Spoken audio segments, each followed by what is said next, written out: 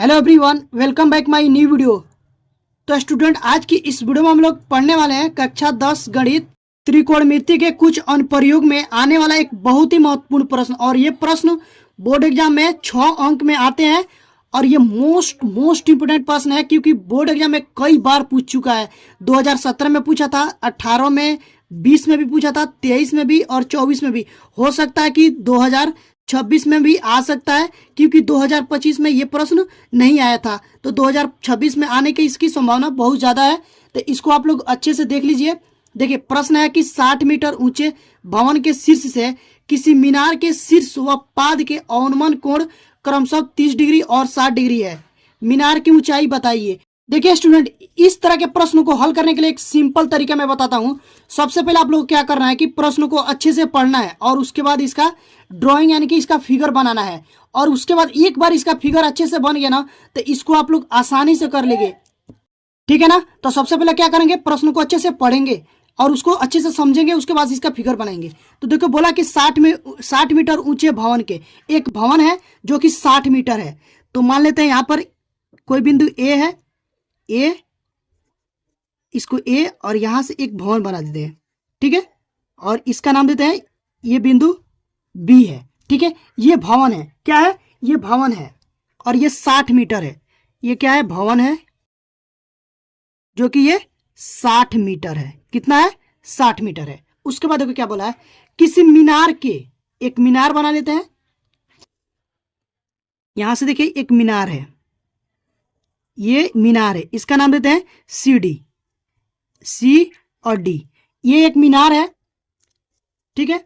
और जिसकी दूरी हम लोग को पता नहीं है, ऊंचाई इसका पता नहीं है क्योंकि हम ये ज्ञात ही करना है, मीनार की ऊंचाई बताना है, ठीक है। ये मान लेते हैं मीनार है, ठीक है। अब देखिए इतना हो गया ना, और इसको क्या करेंगे, मिला देंगे। इस पॉइंट से इस पॉइंट को मिला देते हैं, ठीक है। अब देखिए उसके बाद बोला है कि मीनार के शीर्ष, ये मीनार का शीर्ष है, इस ये सी जो बिंदु है ना, ये मीनार का शीर्ष है। और ये जो बिंदु है डी, ये मीनार की पाद बिंदु है, ठीक है। तो बोला कि मीनार के शीर्ष और वह पाद के अवनमन कोण क्रमशः 30 डिग्री और 60 डिग्री है। अब देखिए अवनमन कोण, ये यहां से आ गया ना अवनमन कोण, इसको समझना बहुत जरूरी है। अवनमन कोण का मतलब होता है ऊपर से देखने पर। यहां से कोई, जैसे कि ये भवन है ना, भवन के यहाँ पर शीर्ष है, ये शीर्ष पर कोई व्यक्ति या कोई चीज खड़ा है, वहां से देख रहा है।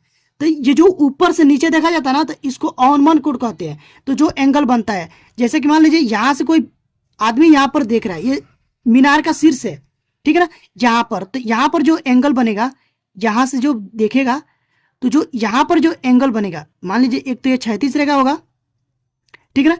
तो यहाँ पर जो एंगल बनेगा वही एंगल यहाँ पर ही होगा, ठीक है। तो इसको ऐसे मिला देते हैं और इसको ऐसे मिला देते हैं, ठीक है ना। और इस बिंदु से इस बिंदु को मिला देंगे, तो यहां पर जो एंगल बनेगा वही एंगल यहां पर बनेगा। तो यहां पर एंगल कितना बताया, 30 डिग्री, ठीक है। तो यहां पर भी कितना बनेगा, 30 डिग्री, ठीक है। ये हो गया। उसके बाद बोला कि इसके पाद बिंदु के, यानी कि यहां से यहां तक देखने पर, ठीक है ना। तो अगर आप लोग इसको बना लेते तो अच्छा है, नहीं तो स्केल के सहायता से बनाइएगा, ठीक है ना, ताकि सीधा रखे। चलिए मैं यहां से स्केल के सहायता से ही बना लेता हूं। तो यहां पर जो एंगल बन रहा है, यहां से ये पूरा ये बन रहा है 60 डिग्री का। कितना बन रहा है, 60 डिग्री, ठीक है ना। और यहां पर 60 डिग्री, तो यहां से क्या हो जाएगा, यहां से भी हो जाएगा 60 डिग्री, ठीक है। अब देखिए हम क्या करेंगे, ये जो मीनार की ऊंचाई हम लोग को ज्ञात करना था, इसको मान लेंगे h मीटर, ठीक है। मान लेते हैं इसकी जो दूरी है वो कितनी है, h मीटर है, ठीक है। इसकी दूरी कितनी है, h मीटर है। तो अब देखिएगा, ध्यान से समझिएगा, ये क्या बन रहा है, इसका नाम देते हैं इस बिंदु को ई बिंदु। ये जो ई सी बी डी, ये क्या है, एक आयत के जैसा बन रहा है। तो आयत के जैसा बन रहा है ना, तो आयत में क्या होता है, आमने सामने की भुजा बराबर होती है। तो ये भुजा इस भुजा के बराबर होगा और ये जो भुजा होगा इस भुजा के बराबर होगा, ठीक है ना। तो ये बिंदु यहाँ पर, ये जो दूरी h मीटर है, तो ये भी तो दूरी h मीटर हो जाएगा। तो यहां से लेकर के यहां तक कितना हो जाएगा, h हो जाएगा, ठीक है। और इसको हम मान लेते हैं यहां से लेकर के क्या, a मीटर, इसको a मीटर मान लेते हैं, ठीक है। तो ये इसको a मीटर मान लेंगे, तो ये भी क्या हो जाएगा, ये भी तो a मीटर हो जाएगा, यहां से लेकर के यहां तक, क्योंकि ये भुजा इस भुजा के बराबर है, तो ये भी a मीटर। इतना समझ गया ना। अब देखिए, अब इसको हम लोग हल करेंगे, फिगर तो समझ गए। अब इसको हम लोग को हल करना है। तो देखिए हल कैसे करेंगे, तो यहाँ से लिखेंगे माना, पहले लिख लेते हैं हल। हल लिखने के बाद लिखेंगे माना, माना मीनार की ऊंचाई, माना मीनार की ऊंचाई, माना मीनार की ऊंचाई h मीटर है, h मीटर है, ठीक है। तो अब हम चलेंगे त्रिभुज, ये छोटा वाला त्रिभुज में, ये वाला त्रिभुज लेंगे ए ई सी में, क्या चलेंगे ए ई सी में, ये वाला त्रिभुज में, ए ई सी में, ये वाला त्रिभुज लेंगे, ठीक है। यहाँ से लिखते हैं त्रिभुज ए ई सी में, ए ई सी में, ठीक है ना। तो ए ई सी में, तो यहां से हम रखेंगे क्या, लंब बटा आधार। तो लंब बटा आधार क्या, tan थीटा, यहां से लिखेंगे tan थीटा। तो tan थीटा बराबर क्या होता है, tan थीटा बराबर होता है लंब बटा आधार, लंब बटा आधार, लंब बटा आधार। तो इसमें लंब क्या है वो देख लीजिए, लंब है ए ई, लंब है ए ई, और आधार इसका ई सी, ठीक है। अब देखिए ए ई, अब ए ई हम लोग को नहीं पता कैसे निकालेंगे, वो समझिएगा ध्यान से। पूरा देखिए ए बी की दूरी कितनी है, यहां से देखिएगा पूरा ए बी बराबर है 60 मीटर, ए बी बराबर कितना है 60 मीटर। तो मान लीजिए कि यहां से पूरा ए बी 60 मीटर, अगर हम लोग को ए ई ज्ञात करना हो, ए ई चाहिए, तो ए ई बराबर क्या हो जाएगा, पूरा ए बी में से, जब हम ए बी में से ये बी ई को घटा देंगे, क्या घटा देंगे, बी ई को घटा देंगे, तो हमको ए ई मिल जाएगा। तो ए बी कितना है 60 है, ठीक है, बी ई कितना है एच है, तो यहां से लिख देते हैं एच, ठीक है। तो वो चीज यहां पर हम लोग ए ई के जगह पर रखेंगे, ठीक है ना। तो अब देखिए थीटा बराबर क्या है 30 डिग्री, तो यहां से हो जाएगा tan 30 बराबर ए ई के जगह क्या रखेंगे 60 माइनस एच, 60 माइनस एच बटा, और इसी कितना है ए, तो यहां से रख देंगे ए, इतना समझ गए ना। अब देखिए tan 30 का जो मान होता है 1/√3 होता है, तो वो मान यहां पर रख देंगे 1/√3 बराबर हो जाएगा यहाँ पर 60 माइनस एच बटा ए। अब इसको क्या करेंगे, तिरछा तिरछी गुणा कराएंगे, तिरिया क्रॉस मल्टीप्लिकेशन, ठीक है ना।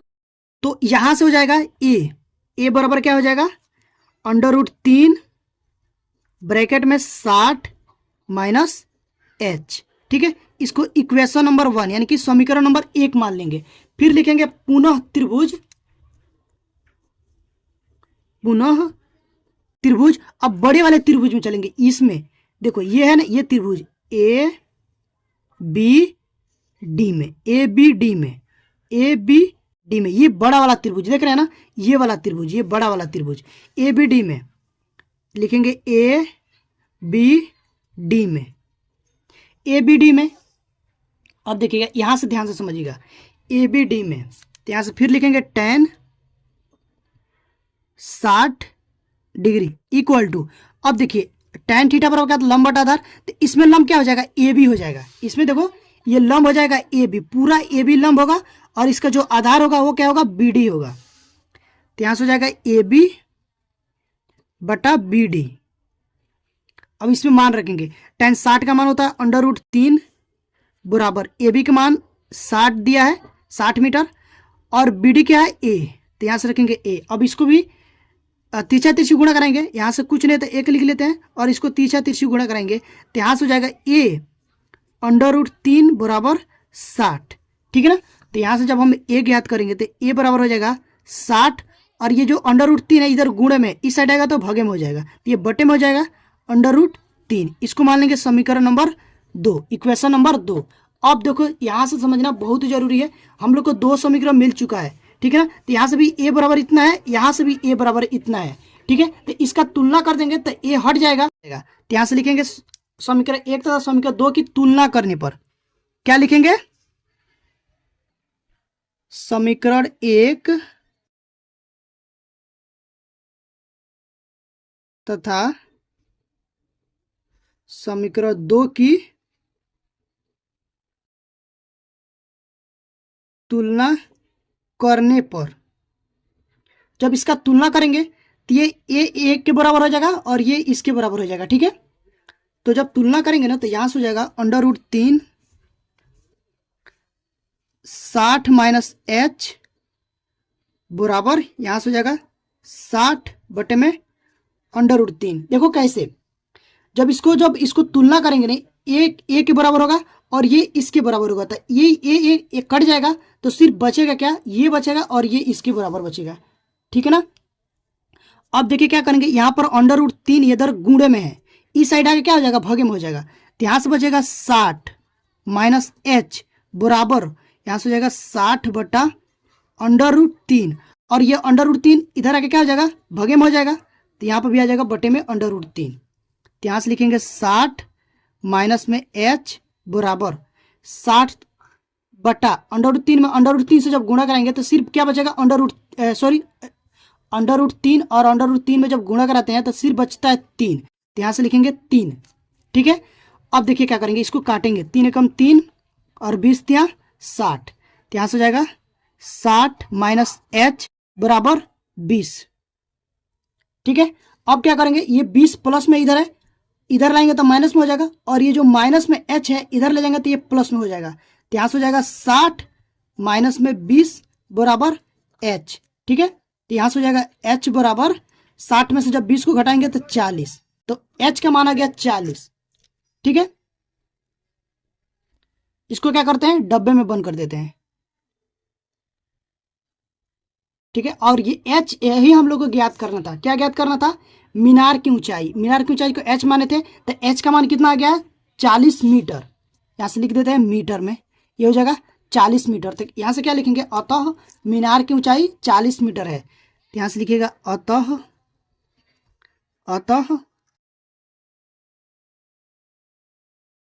मीनार